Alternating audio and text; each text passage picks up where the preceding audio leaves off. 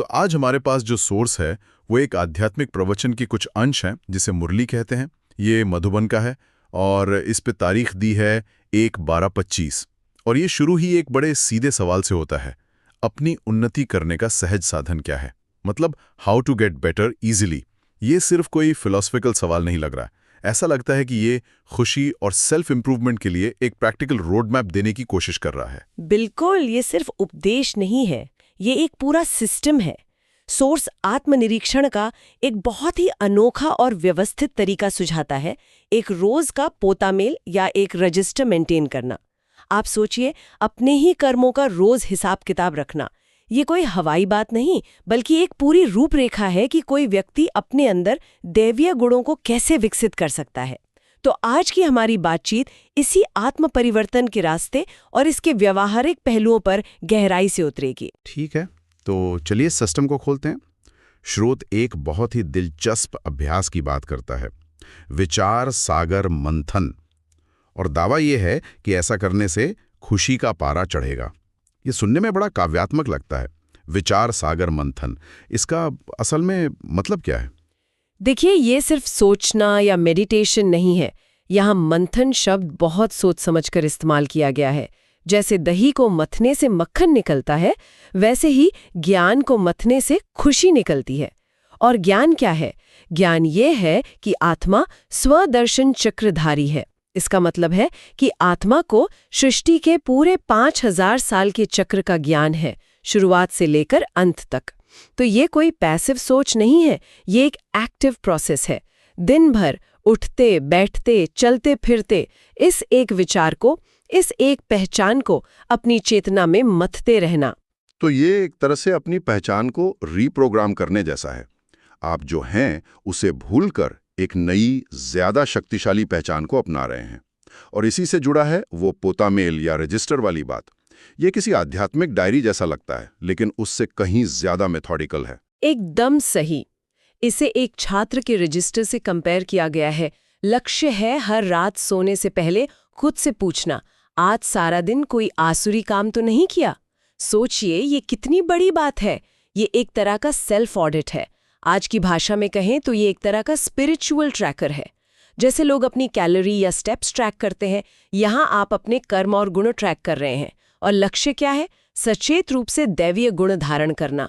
और इसके लिए एक विजुअल गोल भी दिया गया है, लक्ष्मी नारायण के चित्र को एम ऑब्जेक्ट के रूप में सामने रखना। मतलब ये बनना है। वाह, ये तो आत्म सुधार का एक बहुत ही एक्टिव डेटा ड्रिवन तरीका है। आप रोजाना अपने विचारों और कर्मों के पैटर्न को ट्रैक कर रहे हैं ताकि उन्हें एक तयशुदा लक्ष्य, इस मामले में देवता बनना, की तरफ मोड़ सकें। ये रजिस्टर रखने का आइडिया तो समझ आता है, लेकिन कोई अपना मूल्यांकन किस आधार पर करेगा? क्या सही है और क्या गलत, ये कौन तय करता है? यहीं पर शायद उस बाबा या शिक्षक की भूमिका आती है जिसका जिक्र स्रोत में है। आपने बिल्कुल सही नस पकड़ी है। ये पूरा सिस्टम एक शिक्षक के इर्द गिर्द घूमता है, जिसे बाबा या बाप कहा गया है। स्रोत कहता है कि ये बाप सीधे सम्मुख बैठकर पढ़ा रहे हैं। ये कोई दूर बैठे भगवान की कल्पना नहीं है, बल्कि एक। और ये बाप कौन है? सोर्स इस बारे में क्या कहता है? स्रोत के अनुसार सिखाने वाली आत्मा शिव बाबा है, जो प्रजापिता ब्रह्मा के शरीर के माध्यम से ये ज्ञान दे रहे हैं। और यहाँ एक और बहुत गहरा कॉन्सेप्ट आता है। ये ज्ञान कोई पहली बार नहीं दिया जा रहा, ये कल्प कल्प में कई बार दिया गया है। यहाँ कल्प कल्प का मतलब सिर्फ बार बार नहीं है।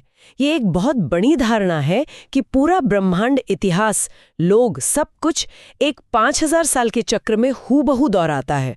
तो ये ज्ञान मिलना कोई एक बार की घटना नहीं, बल्कि हर चक्र में होने वाली एक पूर्व निर्धारित घटना है। 1 मिनट, मतलब पूरा इतिहास एक लूप पर है। ये तो बहुत बड़ी बात है।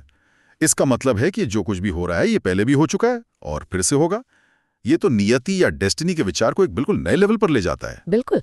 और इसी ज्ञान का उद्देश्य है आत्माओं को उनके मूल घर, जिसे स्वीट साइलेंस होम या निर्वाण धाम कहा गया है, वापस जाने के लिए तैयार करना। तो ये शिक्षा सिर्फ जानकारी नहीं है, ये शुद्धि की एक प्रक्रिया भी है।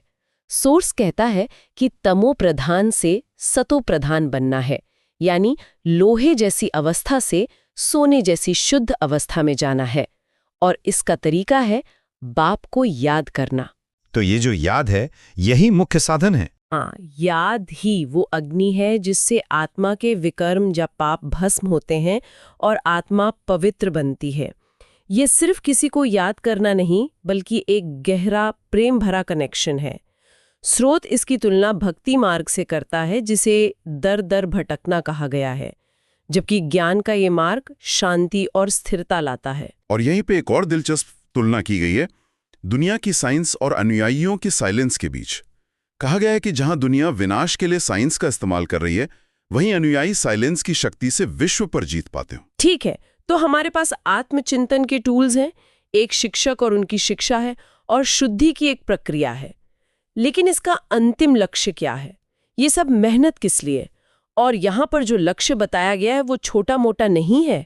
बात हो रही है स्वर्ग या विष्णुपुरी का देवता बनने की, एक पूरा राज्य स्थापित करने की बात हो रही है। हाँ, लक्ष्य बहुत महत्वाकांक्षी है।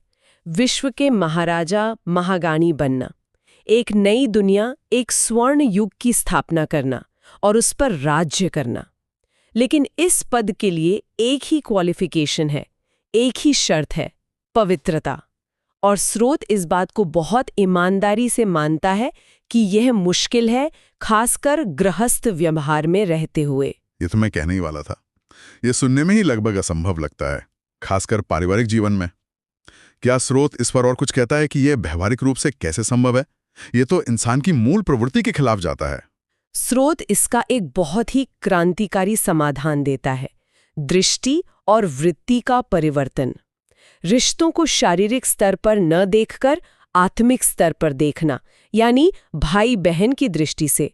यह आत्मा अभिमानी बनने का सबसे बड़ा टेस्ट माना जाता है, और भविष्य की दुनिया का जो वर्णन है वो इसी पवित्रता का परिणाम है। उसे एक ऐसी जगह बताया गया है जहां कोई दुख, बीमारी या हिंसा नहीं है।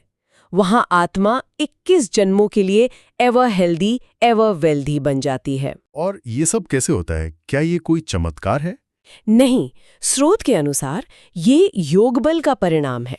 योग बल से कर्मेंद्रियां यानी हमारी इंद्रियां पूरी तरह से जीत ली जाती हैं, इसलिए वे कभी धोखा नहीं दे सकती। इसकी तुलना आज की दुनिया से की गई है, जिसे रावण राज्य कहा गया है, जहां हर कोई 5 विकारों काम, क्रोध, लोभ, मोह, अहंकार के अधीन है। तो नई दुनिया की स्थापना कोई बाहरी घटना नहीं, बल्कि इन विकारों पर आंतरिक विजय का बाहरी प्रतिबिंब है। ठीक है, तो हमारे पास टूल्स हैं, शिक्षक हैं और एक बहुत बड़ा लक्ष्य है। अब आते हैं रोजमर्रा की जिंदगी पर। इस रास्ते पर चलने वालों के लिए कुछ व्यवहारिक सलाह भी दी गई है, जैसे कि अगर कोई कुछ कहता है तो उसे सुना अनसुना कर देना है। हाँ, सारी सलाह भावनात्मक और आध्यात्मिक अनुशासन पर केंद्रित है। इसका मूल सिद्धांत है अपनी ऊर्जा को बचाना और उसे व्यर्थ न करना, किसी को दुख न देना, किसी की मृत्यु पर रोने चिल्लाने के बजाय चुपचाप बाबा की याद में रहना, ताकि जाने वाली आत्मा को शांति मिले। ये सब छोटी छोटी बातें हैं, लेकिन ये एक बहुत बड़ी मानसिकता को दर्शाती हैं, बाहरी घटनाओं से अपनी आंतरिक स्थिति को प्रभावित न होने देना। और इसी सिलसिले में एक बात आती है जो मुझे पूरे सोर्स में सबसे ज्यादा चौंकाने वाली लगी। इसमें कहा गया कि आशीर्वाद या कृपा मांगने से प्रगति नहीं होती। कृपा की बात नहीं, ये तो लगभग हर आध्यात्मिक या धार्मिक परंपरा के खिलाफ जाता है, जहां कृपा या आशीर्वाद को बहुत महत्वपूर्ण माना जाता है। यह इस दर्शन का एक बहुत ही मुख्य और सशक्तिकरण वाला बिंदु है। स्रोत में एक सीधा संवाद है। जब कोई अनुयायी भूल जाने पर कृपा मांगता है, तो बाप का जवाब होता है, यह तो तुम्हारा काम है याद करना, मैं क्या कृपा करूंगा। यह पूरी जिम्मेदारी वापस व्यक्ति पर डाल देता है। आपकी प्रगति किसी बाहरी शक्ति के आशीर्वाद पर नहीं, बल्कि आपके अपने पुरुषार्थ यानी व्यक्तिगत प्रयास पर निर्भर करती है। तो यहाँ कोई शॉर्टकट नहीं है? बिल्कुल नहीं। स्रोत कहता है कि पद पढ़ाई के अनुसार ही मिलता है, जैसे स्कूल में होता है। जो जितनी मेहनत करेगा उतना ऊंचा पद पाएगा। आपकी उन्नति श्रीमत पर चलने से होती है, यानी जो दिव्य निर्देश दिए गए हैं उनका पालन करने से। यह एक तरह की, क्या कहते हैं, आध्यात्मिक मेरिटोक्रेसी है। यह दर्शन व्यक्ति को एक भिखारी की तरह मांगने वाला नहीं, बल्कि एक अधिकारी की तरह अपने भाग्य का निर्माता बनाता है। वाह! तो संक्षेप में यह चर्चा आत्मनिर्देशित परिवर्तन का एक पूरा ब्लूप्रिंट दिखाती है। ये रोजाना आत्मचिंतन और एक आध्यात्मिक रजिस्टर के माध्यम से दैवीय गुणों को सक्रिय रूप से विकसित करने, एक ब्रह्मांडीय चक्र का ज्ञान प्राप्त करने और याद के माध्यम से खुद को शुद्ध करने के बारे में है। और ये सब एक आध्यात्मिक पिता के सीधे मार्गदर्शन में होता है, जो कृपा नहीं करते बल्कि रास्ता दिखाते हैं। बिल्कुल, इसका केंद्रीय विचार ही सशक्तिकरण है। ये जिम्मेदारी को बाहरी आशीर्वाद की तलाश से हटाकर पूरी तरह से आंतरिक प्रयास और अनुशासन पर केंद्रित करता है। और इसके लिए मुख्य साधन बहुत ही व्यवहारिक हैं। जवाबदेही के लिए एक डायरी और सचेत याद का निरंतर अभ्यास। यह आपको अपनी आध्यात्मिक यात्रा का CEO बना देता है। स्रोत में एक ईश्वरीय रॉयल्टी का जिक्र है, जिसमें कहा गया है कि एक रॉयल आत्मा दूसरों द्वारा छोड़ी गई चीज को खुद में धारण नहीं कर सकती, यानी दूसरों की कमजोरियों को नहीं अपना सकती। ये एक बहुत दिलचस्प सवाल छोड़ जाता है। अगर कोई सच में एक उच्च अवस्था को पाना चाहता है, तो दूसरों की वे कौन सी सूक्ष्म त्यागी हुई कमजोरियां हैं, जैसे किसी की शिकायत करने की आदत, किसी का निंदा रस या किसी का छोटा मोटा गुस्सा, जिन्हें हम अनजाने में अपने दैनिक जीवन में अपना रहे होंगे। और अपने विचारों और कर्मों का एक रोज का रजिस्टर इस बात को कितनी बेरहमी से हमारे सामने उजागर कर सकता है।